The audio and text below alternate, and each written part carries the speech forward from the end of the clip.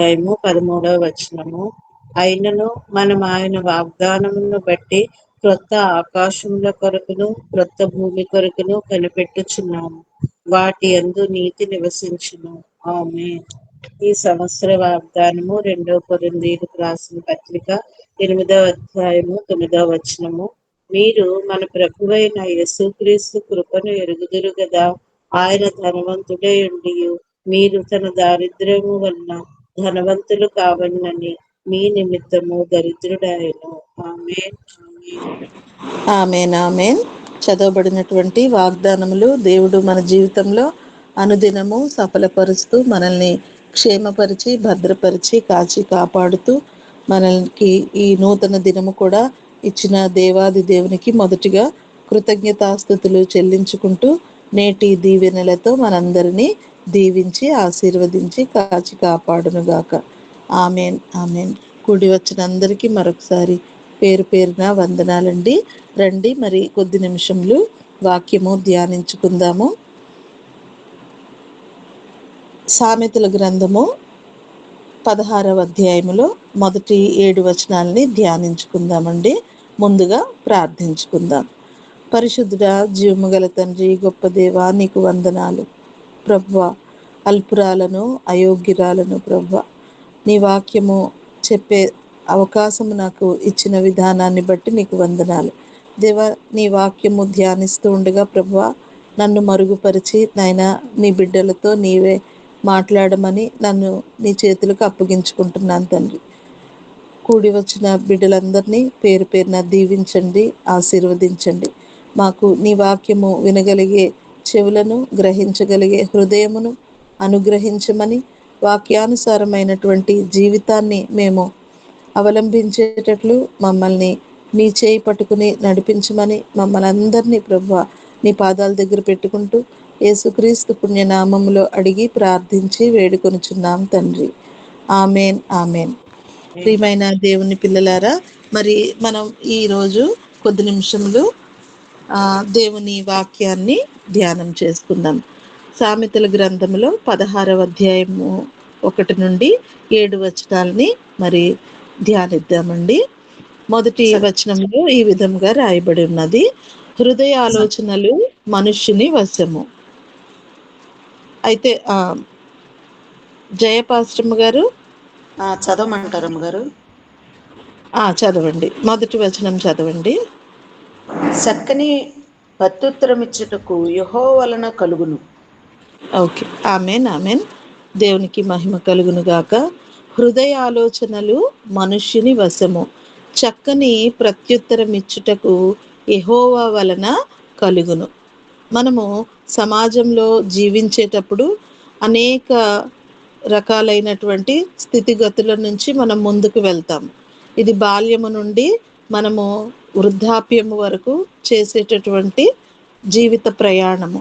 ఈ జీవిత ప్రయాణములో, ఈ జీవన గమనములో మనం ఎన్నో పరిస్థితుల్ని ఎదుర్కొంటూ వెళ్ళాలి. ఏ వయసు వారికి ఆ వయసులో ఉండేటటువంటి సమస్యలు ఉంటాయి, లేకపోతే పరిస్థితులని అధిగమించే ఆ పరిస్థితుల మీద విజయము పొందుకునేటటువంటి పరిస్థితులు. చిన్నవాళ్ళకి చిన్న బాధలు, పెద్దవాళ్ళకి పెద్ద బాధలు. మంచి పొజిషన్లో ఉన్న వారికి ఇంకా ఇంకా బాధ్యతలు ఎక్కువగా ఉండటం మనం గమనిస్తూ ఉంటాము. అయితే రకరకాలైనటువంటి ఆలోచనలు మనుషులకి కలుగుతూ ఉంటాయి కదండి. ఇలా ఉండాలి, అలా చేయాలి, ఈ పని ఈ విధంగా చేయాలి అనే ఆలోచనలు మనకి వస్తాయి. ఆ ఆలోచనలు ఇచ్చినటువంటి వాడు కూడా దేవుడే కదండి. సో మనకి ఎన్నో ఆలోచనలు వస్తాయి. అవన్నీ కూడా మన వశములో ఉంటూనే ఉంటాయి. అయితే ఏది మనం అప్లై చేయాలి, ఏది మనం దాన్ని ప్రజెంట్ చేసుకోవాలి, ఏది చెయ్యాలి, ఏది ఎంపిక చేసుకోవాలి అనేటటువంటి విషయంలో మనం కొన్నిసార్లు కన్ఫ్యూజ్ అయిపోతూ ఉంటాం. తర్జన భర్జనలు, చేయాలా వద్దా, ఎలాగా అని ఆలోచనలు పరిపరి విధాలుగా మన హృదయంలోకి వస్తూ ఉంటాయి. అయితే దేవుని వాక్యము ద్వారా దేవునిలో అంటుకట్టబడిన వారికి దేవుడు చక్కని ప్రత్యుత్తరం ఇవ్వడానికి శక్తి సామర్థ్యాల్ని దేవుడు అనుగ్రహిస్తాడు. కాబట్టి ప్రియమైన దేవుని పిల్లలారా, మనకి వచ్చినటువంటి హృదయ ఆలోచనలు ఏవైతే ఉన్నాయో అవి మనం దేవుని ఎదుట పెట్టినప్పుడు, ప్రార్థించినప్పుడు ఏది ఎక్కడ ఎలా మనం ప్రవర్తించాలో, ఎలా మాట్లాడాలో, ఎలా ఎదుటివారితో సంబోధించాలో, ఇవన్నీ కూడా మనకి దేవుని ద్వారానే మన నోటి ద్వారా మనం ఉచ్చరిస్తాము. మన జీవితంలో ఆ నిర్ణయాలు తీసుకుంటాం అన్నమాట. కాబట్టి మన ఆలోచనలన్నీ కూడా దేవుని ఎదుట పెట్టాలి. ఎప్పుడైతే దేవుని ఎదుట పెడతామో మనం చూడండి, మళ్ళీ మనం ఏమనుకుంటామంటే మనం చేస్తున్నవన్నీ కూడా రైటే అనుకుంటాం. 2వ వచనంలో చూసినట్లయితే, ఒకని నడతలన్నీయు వాని దృష్టికి నిర్దోషములుగా కనబడును కదండి. ఇది 100%. నేను చేస్తున్నదంతా కూడా నేను రైటే అనుకుంటాను కానీ నేను తప్పు అని అనుకోను. అయితే ప్రియమైన దేవుని పిల్లలారా, మన హృదయాలని, మన ఆత్మలని పరిశోధించే దేవుడు మనల్ని చూస్తూ ఉన్నాడు. ఎప్పుడైతే మన ఆలోచనలు, మన నడకలు, మన క్రియలన్నీ కూడా మనకి నిర్దోషంగా అనిపిస్తాయి, కానీ అవన్నీ కూడా నిర్దోషం అయి ఉండవు. కాబట్టి మనం ఏమి చేయాలి? మన ఆత్మలని పరిశోధించే దేవుని ఎదుట మనము మోకరించాలి. ఎప్పుడైతే మనం దేవుని ఎదుట మోకరిస్తామో, ఎప్పుడైతే 3వ వచనంలో చూడండి, నీ పనుల భారము యెహోవా మీద నుంచుము, అప్పుడు నీ ఉద్దేశములు సఫలమగును. ఎంత గొప్ప వాక్యాలు, ఎంత గొప్ప దేవుని ఉద్దేశాలు మనం ఇక్కడ తెలుసుకోగలుగుతున్నాము. ఎప్పుడైతే మన నడకలన్నీ మన దృష్టికి నిర్దోషంగా కనిపిస్తాయి, కానీ అవి సరైనవి కావు అని మరి ఆత్మల్ని పరిశోధించే దేవునికి తెలుసు అని మనం గ్రహించినప్పుడు మనం ఏం చేస్తాము? ప్రార్థనలో కనిపెట్టుకుంటాము. ఏది చేయాలి, ఏమి చేయకూడదు అని ప్రార్థించినప్పుడు చూడండి, మన పనుల భారం అంతా కూడా యెహోవా మీద మోపినప్పుడు ఆయన మన ఉద్దేశములను సఫలపరుచును. ఎంత గొప్ప దేవుడు చూడండి. మనం ఆలోచిస్తాము, మనం అన్నీ కూడా కరెక్టే అనుకుంటాం, కానీ అవి కరెక్ట్ కావు కొన్ని. అయితే ఎప్పుడైతే మన పనుల భారాన్ని దేవుని మీద మోపుతామో మన ఉద్దేశాల్ని దేవుడు సఫలపరుస్తాడు. దేవుడు మనకి ఎంత గొప్ప అంటే ఘనతనిచ్చాడో చూడండి. అంటే మన ఉద్దేశాలు, కొన్ని ఉద్దేశాలు వస్తాయి, మన అభిప్రాయాలు మనకుంటాయి, మన నిర్ణయాలు మనకుంటాయి. అయితే ఈ నిర్ణయాలు కొన్ని సందర్భాలలో తప్పైపోవచ్చు. మన సొంత నిర్ణయాలు తీసుకుంటే, మన స్వశక్తి మీద ఆధారపడి ఉంటే. అదే దేవునిని ఆధారము చేసుకుని మనం ప్రార్థన చేస్తే దేవుడు ఏం చేస్తాడటండి, మన ఉద్దేశాలనే, మనకొచ్చినటువంటి ఆలోచనల్నే ఆయన సఫలపరుస్తారు. అంటే మన ఉద్దేశాలని ఆయన మంచిగా మార్చి, అది మేలు కొరకు, నీ మేలు కొరకు, మన మేలు కొరకు, అలాగే సమాజ శ్రేయస్సు కొరకు దేవుడు నిన్ను ఒక సాధనముగా వాడుకుంటాడనమాట. కాబట్టి దేవుడు మనల్ని ఎంత ఆనర్ చేస్తున్నారో ఇక్కడ చూడండి. ఎప్పుడైతే మన పనుల భారాన్ని యెహోవా మీద ఉంచుతామో, అంటే మనం చేసేటటువంటి ప్రతి పని దేవునికి చెప్పుకుని మనం ప్రారంభించుకుంటాం. మన స్టూడెంట్స్ అనుకోండి, ఎగ్జామ్స్ కోసం వారు చదివిన చదువు అంతా కూడా జ్ఞాపకం రావాలని దేవుని మీద భారం మోపారనుకోండి, వాళ్ళకి అన్ని విషయాల్లోనూ విజయం కలుగుతుంది. అలాగే సువార్థికులు ఉన్నారు, ఎక్కడికి వెళ్ళాలో, ఎక్కడ ఏ ప్రాంతంలో సువార్త చెప్పాలో, ఎవరికి రక్షణ లేని వారిని దేవునిలోకి నడిపించే భారము మన మీద ఉంటుంది. కాబట్టి ఎవరికి సువార్త చెప్పాలో, అక్కడ ఎలా మాట్లాడాలో, ఈ భారం అంతా కూడా ప్రభువా నీ చిత్తము, నీకు నేను లోబడుతున్నాను, నువ్వు నాకు ఈ విధంగా ఇవ్వు, సపోర్ట్ చేయండి అని మనం దేవుణ్ణి అడిగితే కొన్ని ఆలోచనలు మన హృదయంలో దేవుడు పెడతాడు. ఆ హృదయ ఆలోచనలు అన్నీ కూడా మరి చక్కని ప్రత్యుత్తరం అవతలి వారికి ఇవ్వడానికి మన ఉద్దేశాలని దేవుడు సఫలపరుస్తూ మనల్ని ముందుకు నడిపిస్తాడు. మనం ప్రతి విషయంలో కూడా దేవుని పైన భారము వేయాలి. మనం ఏ స్థితిలో ఉన్నా కూడా మనం ఆ స్థితిని బట్టి దేవునికి కృతజ్ఞతలు చెల్లించుకునే వారమై కృతజ్ఞత కలిగిన వారమై ఉన్నప్పుడు మన స్థితులు, మన ఆ కష్టమైన స్థితిలో ఉన్నప్పుడు మనం ఏం ఆలోచిస్తామండి? ఈ కష్టము దూరం అయిపోతే నేను పలానా పని చేస్తాను, వేరొక కార్యం చేస్తాను, ఇంకా వీటికంటే ఉన్నతమైన పనులు చేస్తాను అని కొన్ని ఉద్దేశాలని కలిగి ఉంటాం కదండి. ఎప్పుడైతే మన పనుల భారము, ఈ కష్టమైన భారము, అలాగే మన ఆలోచనలు, రేపు ఫ్యూచర్లో ఏవైనా ఆలోచనలు వచ్చినప్పుడు వాటిల్ని కూడా దేవుని సన్నిధిలో పెడితే ఆయన చక్కని ప్రత్యుత్తరం ఇస్తూ మన ఉద్దేశాల్ని సఫలం చేసే దేవుడు. కాబట్టి మన ఉద్దేశాలు ఉంటాయి, మన అభిప్రాయాలు ఉంటాయి. ఈ అభిప్రాయాల్ని దేవుడు చూడండి ఎంత గౌరవిస్తున్నాడో. మన ఆలోచనలన్నిటినీ కూడా దేవుడు సఫలము చేయడానికి మనకి తోడుగా ఉంటున్నటువంటి గొప్ప దేవుడండి. అలాగే 4వ వచనంలో మనం గమనించినట్లయితే, యెహోవా ప్రతి వస్తువును దాని దాని పని నిమిత్తము కలుగజేసెను, నాశన దినమునకు ఆయన భక్తిహీనులను కలుగజేసెను, గర్వ హృదయులందరూ యెహోవాకు హేయులు, నిశ్చయముగా వారు శిక్ష నొందుదురు.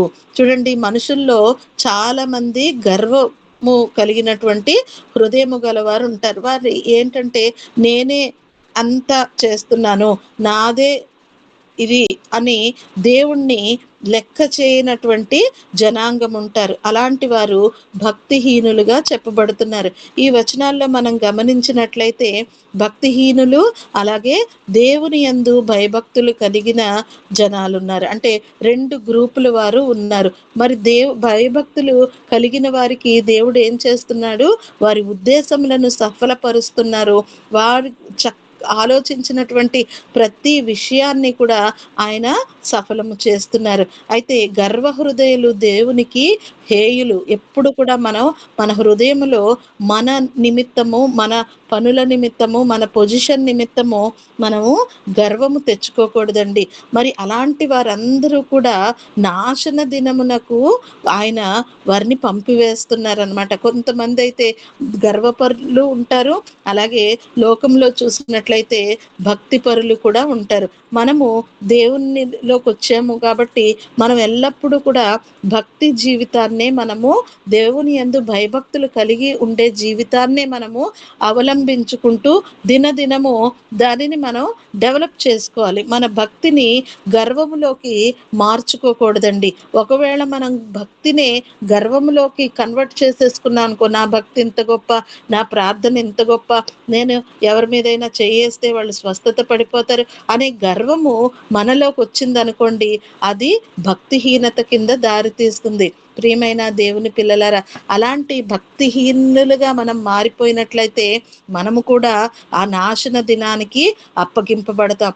దేవుని వాక్యము మనకి అనుదినము అనేక సందర్భాల్లో దైవ సేవకుల ద్వారా హెచ్చరింపబడుతుంది. కాబట్టి మనలో ఎట్టి పరిస్థితుల్లోనూ గర్వం అనేది రానివ్వద్దు, రానిచ్చుకోకూడదు. కాబట్టి ఇలాంటి గర్వం ఎప్పుడైనా మనలో వచ్చినట్లయితే వెంటనే దేవుని పాదాల దగ్గరికి మనం రావాలి. ఎప్పుడైతే దేవుని పాదాల దగ్గరికి వస్తామో మన పాపములకు, మన గర్వమునకు దేవుడు చూడండి 6వ వచనంలో, కృపా సత్యముల వలన దోషమునకు ప్రాయశ్చిత్తము కలుగును, యెహోవా యందు భయభక్తులు కలిగి ఉండుట వలన మనుషులు చెడుతనము నుండి తొలగిపోవుదురు. ఎప్పుడైతే మనలో ఈ భక్తిహీనత అనేది కనపడుతుందో, ప్రతి వారి జీవితంలో ఒడిదుడుకులు వస్తూ ఉంటాయి కదండి. ఒక దినం ఒకలాగా ఉంటుంది, ఇంకో దినం ఇంకోలా ఉంటుంది. సో ఇలాంటి దినాల్లో మనము దేవునిని ఆనుకుని ఉండేటట్లుగా మనం మన జీవితాన్ని డిజైన్ చేసుకోవాలి. ఎప్పుడైతే అలాగ ఉంటామో మనం దేవుని యందు భయభక్తులు కలిగిన వారుగా ఉంటామో చెడుతనం నుండి మనం తొలగిపోతాం అనమాట. కానీ ఈ భయభక్తులు మనలో కనిపించని పక్షములో మనం భక్తిహీనులుగా ఉంటాం అనమాట. మనం చేసేటటువంటి క్రియలు మనకి గొప్పగానే కనపడతాయి, కానీ అవి ఒక్కొక్కసారి మన పతనానికే కారణమవుతాయి. అట్టి జీవితాన్ని మనం తెచ్చుకోకూడదు. ఎందుకంటే అనుదినము మనం వాక్యం చదువుతున్నాము, వాక్యం చేత కట్టబడుతున్నాము, మనం ఏ స్థితిలో ఉంటున్నామో, ఎలాంటి పరిస్థితుల్లో ఉంటున్నామో దేవుడు మనకి ప్రత్యుత్తరం ఇస్తూనే ఉంటాడు. కాబట్టి మన పరిస్థితులన్నీ కూడా దేవుని ఆధీనములో ఉంటాయి. కాబట్టి మనం ఎట్టి పరిస్థితుల్లో కూడా గర్వ హృదయము తెచ్చుకోకూడదు. అయితే ప్రతి వస్తువును దేవుడు దాని పని నిమిత్తము కలుగు చేశారు. లోకంలో చూసినట్లయితే భక్తిహీనులు అనేకులు ఉంటారు. వారు దేని కొరకు నియమింపబడ్డారండి? నాశన దినము కొరకు నియమింపబడ్డారు. వారు నాశనానికే వెళ్ళిపోతారు. అయితే ప్రియమైన దేవుని పిల్లలారా, మనము కూడా ఎప్పుడైనా ఒక్కొక్కసారి ఈ గర్వము వచ్చినట్లయితే మన గర్వాన్ని దేవుడు మనకి తెలియజేస్తాడు. ఆ తెలియజేసినప్పుడు మనం తెలుసుకుని గ్రహించుకుని దేవుని సన్నిధికి మనము వచ్చేయాలి. ఎప్పుడైతే దేవుని సన్నిధికి వస్తామో, యేసయ్య మన కొరకు ప్రాణాలు అర్పించారు, మన కొరకు శిలువ మరణం పొందారు. ఆయన మన పాపములకు మన దోషములకు ఆయన ప్రాయశ్చిత్తము చేశారు కదండి. సో ఎప్పుడైతే మనలో తప్పు అనేది వస్తుందో ఆయన ప్రాయశ్చిత్తము, ఆయన శిలువ మరణము మనకి గుర్తు చేస్తూ ఉంటుంది. ఇది తప్పు వేలో నువ్వు వెళ్తున్నావు, తప్పు మార్గంలో నువ్వు వెళ్తున్నావు, కాబట్టి దేవుని సన్నిధికి నువ్వు వచ్చే అనే ఒక దేవుని స్వరము మనకి వినిపిస్తుంది.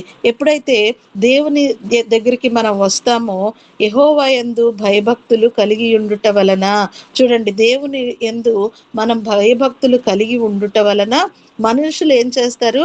చెడుతనము నుండి తొలగిపోతారు. చెడుతనము చేయడం మనుషులకి సహజమైపోయింది. అయితే దేవుని యందు భయభక్తులు కలిగి ఉన్న వారే చెడుతనము నుండి తొలగిపోతారు. మనందరము కూడా యేసు ప్రభువుని మన రక్షకుడుగా అంగీకరించి ఈ లోకం అనేటటువంటి చెడుతనములో నుంచి దేవుని యొక్క రాజ్యములో మనం ప్రవేశించాము. ఇప్పుడు మనం ఈ లోక సంబంధులము కాము, చెడుతనముని విసర్జించిన వారము, దేవునికి ఇష్టులైనటువంటి జనాంగముగా ఉన్నాము. ఎప్పుడైతే దేవునికి ఇష్టలుగా ఉంటామో, 7వ వచనంలో మనం చూసినట్లయితే, ఒకని ప్రవర్తన యెహోవాకు ప్రీతికరమగునప్పుడు ఆయన వాని శత్రువులను సహా వానికి మిత్రులుగా చేయును. దేవునికి మహిమ కలుగును గాక. ఎప్పుడైతే ఒకని ప్రవర్తన అంటే, ఇప్పుడు నేను వాక్యం చదివేటప్పుడు నేను నా భక్తి జీవితాన్ని నేను గమనించుకున్నప్పుడు, నేను నా జీవితంలో నా ప్రయాణంలో నేను కొనసాగినప్పుడు నా ప్రవర్తన దేవునికి ఇష్టము కలిగినప్పుడు ఆయన నా శత్రువులని కూడా నాకు మిత్రులుగా చేస్తారు. అలాగే ప్రతి ఒక్కరి జీవితంలో కూడా ఎవ్వరు శత్రువులు అనేవారు ఉండరండి కదండి. మన ఆత్మీయ జీవితాన్ని మనం గమనించుకున్నప్పుడు, మన సమాజంలో మన స్థితిని గమనించుకున్నప్పుడు మనం ఎట్టివారమో మనకి తెలుస్తుంది. నిజమే, మనం ఎక్కడ వెళ్తూ ఉంటే మనల్ని గౌరవిస్తారు, మనల్ని అధికులుగా చూస్తారు, మన మాటకి లోబడతారు. ఎందుకంటే మనము దేవుని యందు భయభక్తులు కలిగి ఉన్నాము కాబట్టి మన మాటని ఎదుటివారు వినేటట్లుగా, మన శత్రువుల్ని కూడా మనకి మిత్రులుగా చేసే గొప్ప దేవుణ్ణి మనము కలిగి ఉన్నాము. అలాగే మనం ఒకసారి 2వ రాజుల గ్రంథంలో 5వ వచనము, 5వ అధ్యాయం 2వ రాజులు ఒక 2వ రాజులు 5వ అధ్యాయంలో ఒక సందర్భాన్ని మనం జ్ఞాపకం చేసుకుందాము. ఇక్కడ ఈ విషయం అందరికీ తెలిసిందే. సిరియా రాజు సైన్యాధిపతి అయిన నయమాను అనునొకడు ఉండెను. అతని చేత యెహోవాయే సిరియా దేశమునకు జయము కలుగజేసి ఉండెను గనుక అతడు తన యజమానుని దృష్టికి ఘనుడై దయ పొందిన వాడాయను. అతడు మహాపరాక్రమశాలి అయి ఉండెను గాని అతడు కుష్ఠరోగి. చూడండి, ఇక్కడ ఒక సైన్యాధిపతి ఉన్నాడు, ఆయన నయమాను, ఆయన కుష్ఠరోగిగా ఉన్నాడు. అయితే విజయము పొందుకున్నారు. సిరియన్లు ఏం చేశారంటే గుంపులుగా బయలుదేరి ఇజ్రాయేలీలు అంటే దేవుని పిల్లలు, దేవుని యందు భయభక్తులు కలిగి ఉండేటటువంటి ఇజ్రాయేలీలు, వీరి దేశం మీదకి వారు వెళ్ళి అక్కడ నుండి కొంతమందిని చెరపట్టుకుని వచ్చారు. అందులో ఒక చిన్నదానిని కూడా చెరపట్టుకుని తెచ్చారు. ఈ చిన్నదానిని అంటే అక్కడ ఆమె పేరు రాయబడలేదు కాబట్టి మనం ఒక యవనస్తురాలు, ఒక యంగ్ గర్ల్ అనుకుందాము. అయితే ఆ అమ్మాయిని తీసుకొచ్చి ఎక్కడ పెట్టారట? నయమాను భార్యకు పరిచారము చేయడానికి తెచ్చారనమాట. అంటే శత్రు దేశంలోకి ఆ చిన్నదానిని తీసుకొచ్చారు. ఎంత భయముగా ఉంటుందండి ఒకసారి ఆ పరిస్థితులు మనం ఊహించినట్లయితే, ఆ పొజిషన్లో మనం ఉన్నట్లయితే ఎంత భయపడిపోతామో. వాళ్ళకి శాపనార్థాలు పెడుతూ ఉంటాము, వాళ్ళని తిట్టుకుంటూ ఉంటాము, వీళ్ళు నాశనం అయిపోవాలి, వీళ్ళు ఎందుకు నన్ను ఇలా చేశారు అని తిట్టుకుంటూ ఉంటాం కదండి. అయితే ఇక్కడ ఈ చిన్నది దేవుని యందు భయభక్తులు కలిగి ఉన్నటువంటి ఆ చిన్నది ఏం చేసిందంటే, చూడండి, ఆ అమ్మాయి అంతా కూడా వాళ్ళ ఇంటిని గమనిస్తూ ఆ ఇంటి వారి క్షేమము కొరకు ఆలోచిస్తూ ఉన్నట్లుగా మనం గమనిస్తాము. అయితే యజమానుడు ఎలా ఉన్నాడు? కుష్ఠరోగితో ఉన్నాడు అనమాట. అయితే ఈ అమ్మాయి వారికి ఒక అడ్వైజ్ ఇచ్చిందనమాట. దేవుని గొప్పతనాన్ని ఆ శత్రు దేశాల్లో ఉండి, ఆ శత్రువుల ఇంటిలో ఉండి కూడా వారి క్షేమాన్ని ఆలోచిస్తూ ఏం చెప్తుందండి, అది ఏమంటుందంటే, షోమ్రోనులోనున్న ప్రవక్త దగ్గర నా ఏలిన వాడు ఉండవలెనని నేనెంతో కోరుచున్నాను. అతడు నా ఏలిన వానికి కలిగిన కుష్ఠరోగమును బాగు చేయునని తన యజమానురాలితో అనెను. చూడండి, యజమానురాలతో ఏమంటుంది? వారి క్షేమాన్ని, అంటే శత్రువులే కానీ తిను దేవుని యొక్క గొప్పతనాన్ని వారికి పరిచయం చేయడానికి, దేవుని యొక్క శక్తిని తను ఆపాదించుకుంటూ తను ఉన్నటువంటి స్థితిని కూడా మర్చిపోయి వారి క్షేమము కొరకు చక్కని ఉద్దేశము కలిగి ఏం చెప్తోంది? షోమ్రోనులో ఉన్న ప్రవక్త దగ్గరికి వెళ్ళండి అని చెప్పింది. అక్కడ ఎవరున్నారు? ఎలీషా పాస్టర్ గారు ఉంటారు కదండి. అయితే అక్కడ ఉన్నటువంటి ఈ ఎలీషా గారి దగ్గరికి వెళ్తే ఈ కుష్ఠరోగం తగ్గిపోతుంది అని అడ్వైజ్ ఇచ్చిందనమాట. దేవుని యందు భయభక్తులు కలిగినటువంటి ఈ చిన్నదాని యొక్క ఉద్దేశము దేవుడు సఫలము చేశాడు. ఆ నయమాను అక్కడికి వెళ్తారు. ఆ సందర్భం అంతా మీకు అనేక పర్యాయములు తెలిసిన విషయమే. అయినప్పటికీ మరి ఈ చిన్నదాని యొక్క స్థితి మనం ఆలోచించినట్లయితే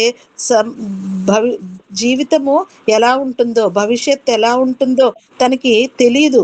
ఏ క్షణంలో ఉంచుతారో, ఏ క్షణంలో నాశనం చేస్తారో తెలియని పరిస్థితి. అయినప్పటికీ కూడా ఆమె తన ఉద్దేశాన్ని ఏం చేసింది? దేవునిని మహిమపరచడానికి తన అభిప్రాయం చెప్పింది. అంటే దేవుని గొప్పతనాన్ని ఆమె చాటి చెప్తుంది శత్రువుల దగ్గర ఉన్నప్పటికీ కూడా. ఎప్పుడైతే ఈ నయమాను బాగుపడతాడో, ఇంకా ఆ నెక్స్ట్ ఈ అమ్మాయి యొక్క స్థితిని మనం ఊహించినట్లయితే, ఆ అమ్మాయికి రాజభోగమే కదండి. ఇంకా కాలు కూడా కింద పెట్టనివ్వరు. అంటే శత్రు దేశంలో ఉండి, శత్రువుల ఇంటిలో ఉండి కూడా ఆమె వారికి అధికారిగా అయిపోయింది, వారికి మిత్రురాలిగా అయిపోయింది, వారికి శ్రేయోభిలాషిగా అయిపోయింది. కాబట్టి దేవుని యందు ప్రీతి కలిగిన వారు, దేవునికి వారి ప్రవర్తన యందు ప్రీతి. ఈ అమ్మాయి ఎప్పుడు కూడా శత్రువుల్ని తోలనాడలేదు, హింసించలేదు, వారిని తిట్టుకోలేదు. కాబట్టి తన సాఫ్ట్ మైండ్తోనే ఉంది. ఎప్పుడైతే తన పరిస్థితిని బట్టి ఒక సణుగుకోలేదు దేవుని మీద, అలాగే వారి మీద దూషణ మాటలు కూడా మాటలేదు. తన పని తను చేసుకుంటూ వెళ్తుంది. ఏంటి దేవుని పిల్లల యొక్క పని అంటే? ఎదుటి వారి క్షేమాన్ని కోరడము. మన పని కూడా అదే కదండి. మరి అనేకులు రక్షణ లేకుండా ఈ నాశన దినానికి అప్పగింపబడే వారి కొరకు మనం ప్రార్థన చేసి ఆ భక్తిహీనులను మనం మార్చాలి, విగ్రహారాధికులను మార్చాలి, గర్వహృదయులను మార్చి దేవుని దగ్గరకు తీసుకురావాలి.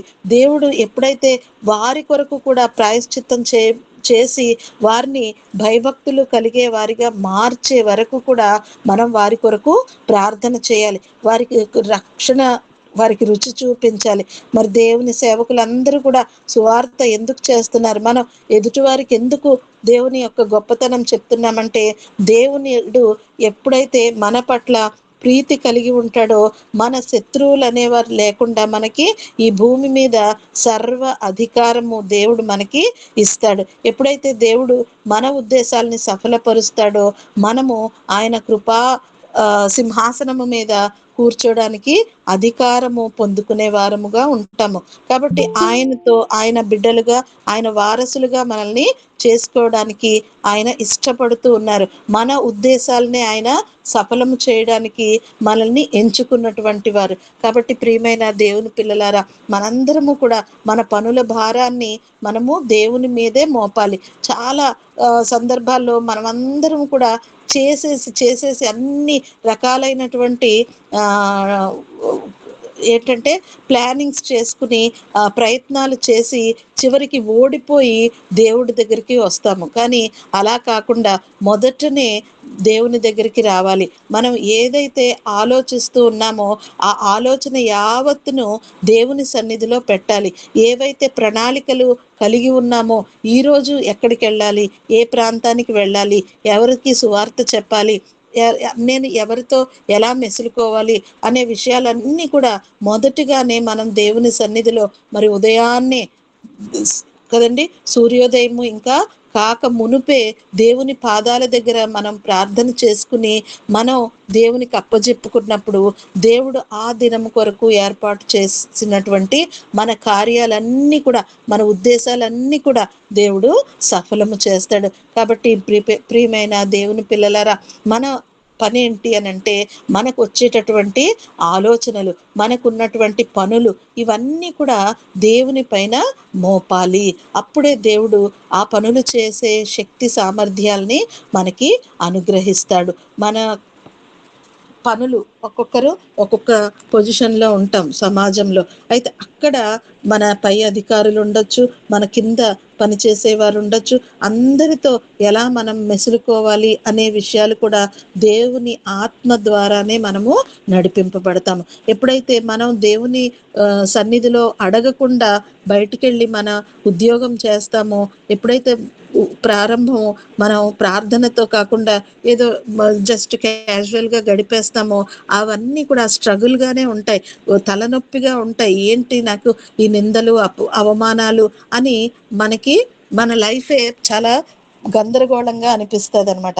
ఎప్పుడైతే ప్రార్థన చేసుకుని, ఎప్పుడైతే మన ఆలోచనలన్నీ కూడా, మన పనుల భారం అంతా కూడా దేవుని పైన మోపుతామో మన మనసు కూడా ఈజీగా అయిపోతుంది, తేలిగ్గా ఉంటుంది, హాయిగా సంతోషముగా మన పనులు మనం చేస్తాము. కాబట్టి దేవుని యొక్క కాపుదల, దేవుని యొక్క భద్రత ప్రతి విషయంలో, ప్రతి ఏజ్లో, ప్రతి సందర్భములో మనకి అవసరము. కాబట్టి మన పనుల భారం అంతా కూడా దేవుని మీద వేసినప్పుడు దేవుడు ఏం చేస్తాడట, మన ఉద్దేశాలని సఫలపరుస్తాడు. కాబట్టి మన ఉద్దేశాలు, మన ఒపీనియన్స్, మన ఆలోచనలు, మన ప్రణాళికలు నెరవేర్చబడాలి అని అంటే మొదటిగా అవన్నీ కూడా దేవుని సన్నిధిలో మనం చెప్పుకోవాలి, పెట్టుకోవాలి. ప్రభువా, నేను ఈ ప్రణాళికలు కలిగి ఉన్నాను, ఇందులో ఏది నేను చేయాలో నాకు తెలియజెప్పు అనగానే దేవుడు వాక్యము ద్వారా నీకు హృదయములో ఆలోచనలు ఇస్తాడనమాట. చక్కని ప్రత్యుత్తరము, ఏది చేయాలి అనేటటువంటి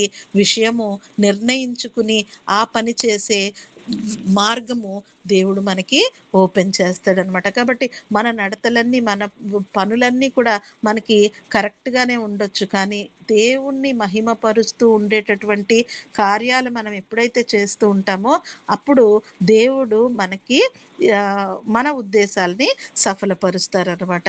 అలాగే మనం ఇదే అధ్యాయం 25వ వచనం చూసుకున్నట్లయితే, ఒకని మార్గము వాని దృష్టికి యథార్థముగా కనపడును, అయినను తుదకు అది మరణమునకు చేరును. చూడండి, ఒకని మార్గము, మన మార్గం అంతా కూడా మన దృష్టికి చక్కగా ప్యూర్గా యథార్థంగానే కనపడుతుంది, కానీ అది మరణానికి దారి తీస్తుంది అనమాట. కాబట్టి ఈ లోకంలో మనం ఉన్నప్పుడు మనం మరణానికి వెళ్లకుండా జీవానికి వెళ్ళాలి అని అంటే మన ఉద్దేశములన్నీ కూడా దేవుని ఎదుట పెట్టాలి.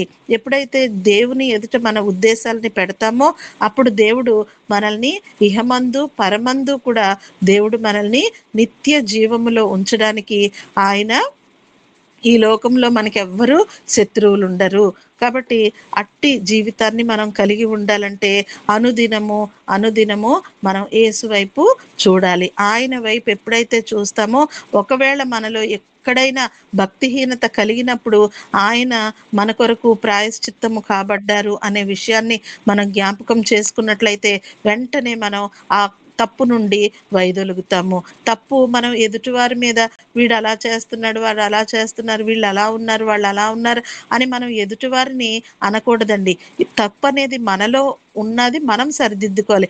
అలాగే ప్రతి వారు కూడా వారి వారి జీవితంలో వారి ప్రవర్తన దేవుని ఎదుట పెట్టుకోవాలని మనం ప్రార్థన చేయాలి తప్ప, వారు తప్పుగా ఉన్నారు, వీరు ఇలా చేస్తున్నారు, ఇది కరెక్ట్ కాదు అని మనము తీర్పు తీర్చకూడదు.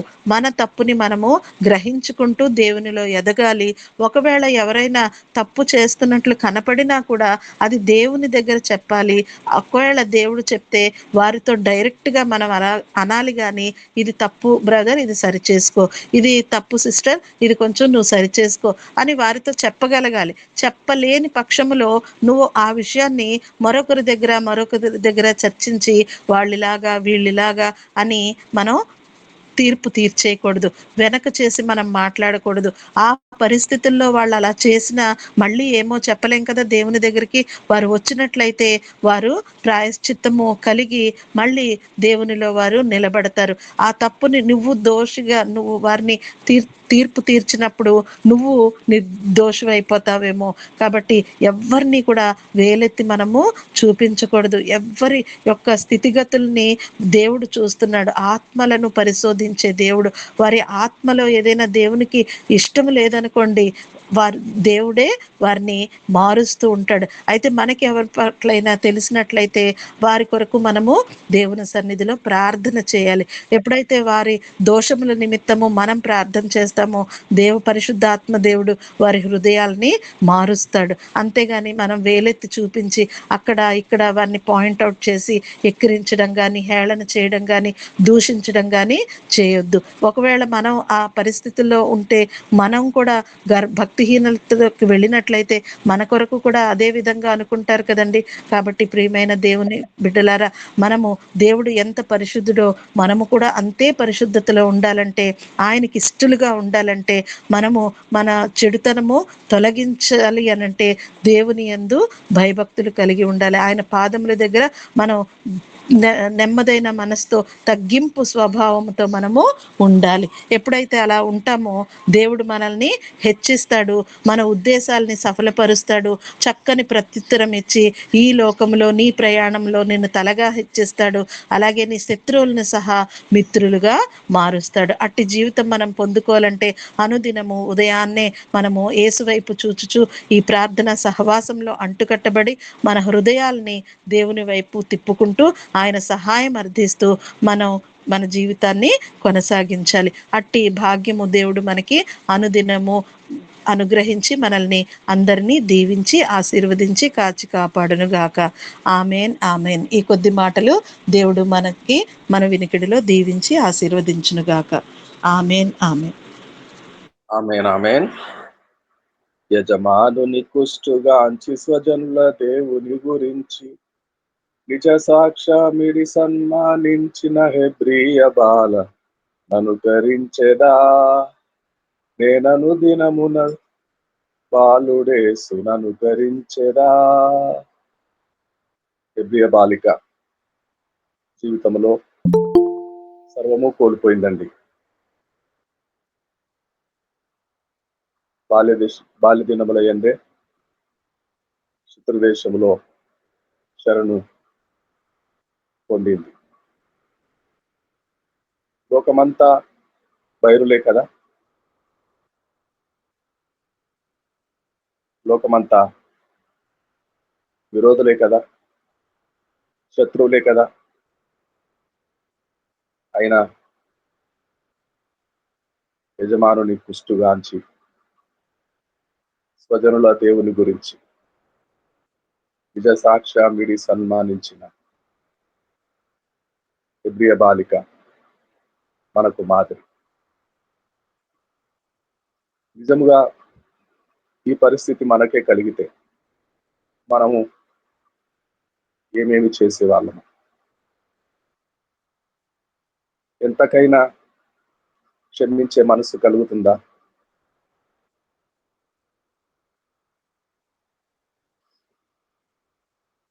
దేవునికి స్తోత్రం కలుగుగా. చక్కని వాక్య సందేశము వినిపించిన అమ్మగారికి హృదయపూర్వకమైన వందనాలు తెలియజేస్తున్నాను. యాకోబు గారు, పాస్టర్ గారు, మీరు ఇంటి దగ్గరే ఉన్నారా? అయ్యగారు ఉన్నాం, ఇంటి దగ్గర ఉన్నాం. ఓకే. చిన్న ప్రార్థన చేయండి, చిన్న వాక్యము ఫలించులాగున. తండ్రి, స్తోత్రములు చెల్లించుకొనుచున్నాం దేవా. రాత్రంతయు నీ కృపాక్షేమమును మా వెంట ఉంచి అయినా మరొక దినాన్ని మాకు అనుగ్రహించి నీ కాపుదల, నీ సంరక్షణ మాకు అందరికి ఇచ్చి ప్రభా, నీ సన్నిధిలో చేరి యేసు వైపు చూస్తూ అనే ఆధ్యాత్మికమైన కార్యక్రమంలో మమ్మల్ని అందరినీ పాలుభాగస్తులుగా ఏర్పాటు చేసుకొని అయినా మరి నిత్యము ప్రభా నీ వాక్యమును మేము వినటానికి మాకు ఇచ్చిన గొప్ప ఆధిక్యతను బట్టి వందనాలు. ఈ దినము ప్రత్యేకించి నైనా అమ్మగారిని నిలబెట్టుకొని చాలా చక్కటి సందేశాన్ని మాకు వినిపింప చేశావు. అవును నాయన, మరి మనుషులముగా మేము తీర్పు తీర్చడానికి నువ్వు మాకు అధికారం ఇవ్వలేదు నాన్న. మరి తండ్రి, మరి ప్రతి ఒక్కరము కూడా నీ ఎదుట నీ ముందు మేము తీర్పులో నిలబడాలి.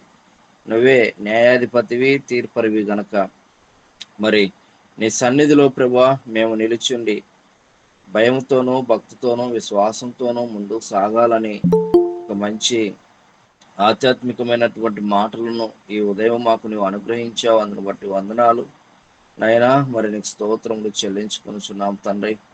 చేరువచ్చిన వీళ్ళందరూ జ్ఞాపకం చేసుకుని అయ్యా. అదేవిధంగా తండ్రి, వాక్య సందేశాన్ని వినిపించిన అమ్మగారిని జ్ఞాపకం చేసుకునండి. తండ్రి గారిని, వారి కుటుంబాన్ని దీవించండి, ఆశీర్వదించండి. మా ప్రభా తండ్రి, నీకు స్తోత్రములు స్తుతులు చెల్లించుకొనుచున్నాం అయ్యా. నీకు వందనాలు చెల్లిస్తూ నా ప్రభువును రక్షకుడైన యేసుక్రీస్తు నామమున ప్రార్థించి పొందుకున్నాం తండ్రి. ఆమేన్. ఆమేన్.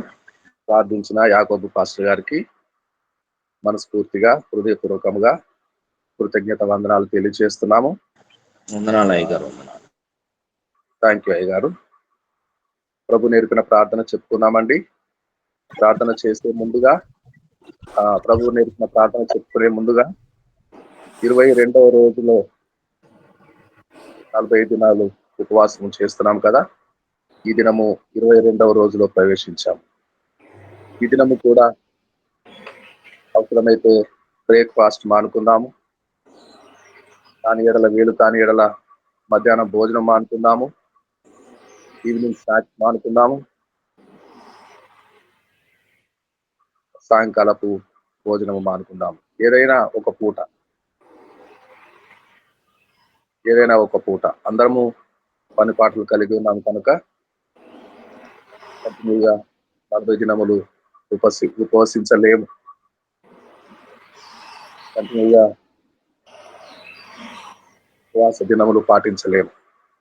అయినను హృదయ అభిలాషను గుర్తించే జ్ఞాపకం చేసుకునే దేవుడు పరలోకంలో ఉన్నాడు కనుక పరలోకంలో ఉన్న ప్రభువు అధికారుల, ముఖ్యంగా సుప్రీంకోర్టు న్యాయమూర్తుల జ్ఞానము, సరైనటువంటి జ్ఞానం దేవుడు అనుగ్రహించలాగున మొదటి ఫ్లాష్ న్యూస్ గత 3 రోజుల క్రితమే అక్టోబర్ 17 వచ్చింది. ఛత్తీస్గఢ్ లో నిర్ణయం అయింది. బాధిత వ్యక్తి మాత్రమే, సువార్త వలన ఎవరు బాధితులో అవుతారో వారికి మాత్రమే నేరారోపించే అవకాశం ఉంటుంది.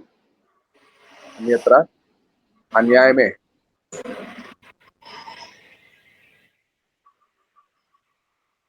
జరిగి తీరుతుంది. కనుక 12 రాష్ట్రాలు మన వరకు వచ్చాక చూసుకుందాములే అని ఇంత నిర్లక్ష్యానికి సమయం కాదు. కాలిపోతున్నది, సగము దేశము కాలిపోతున్నది. కఠినమైనటువంటి మత మార్పిడి చట్టాలు అమలు అవుతున్నాయి. మనమందరము ప్రార్థన చేద్దాం, ప్రార్థనకు లోబడదాం. ప్రభు నేర్పిన ప్రార్థన చెప్పుకుందామండి. ప్రభు నేర్పిన ప్రార్థన. పరలోకమందున్న మా తండ్రి, మీ నామం పరిశుద్ధపరచబడును గాక. మీ రాజ్యం వచ్చును గాక. మీ చిత్తం పరలోకమందు నెరవేరినట్లు భూమి యందును నెరవేరును గాక. మనదిన ఆహారం నేడు మాకు దయచేయండి. మా రుణస్థులను మేము క్షమించిన ప్రకారం మా అపరాధములను క్షమించండి. మమ్మల్ని శోధనలోకి దృష్టించి తెచ్చుకుని ఎందుకనగా రాజ్యం బలము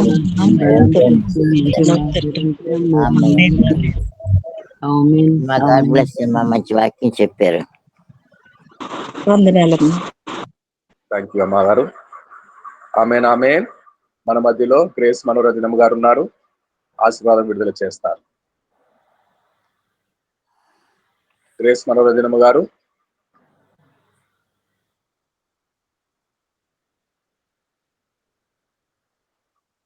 గ్రేస్ మనోరంజనమ్మ గారు మ్యూట్ లో ఉన్నారు అండి.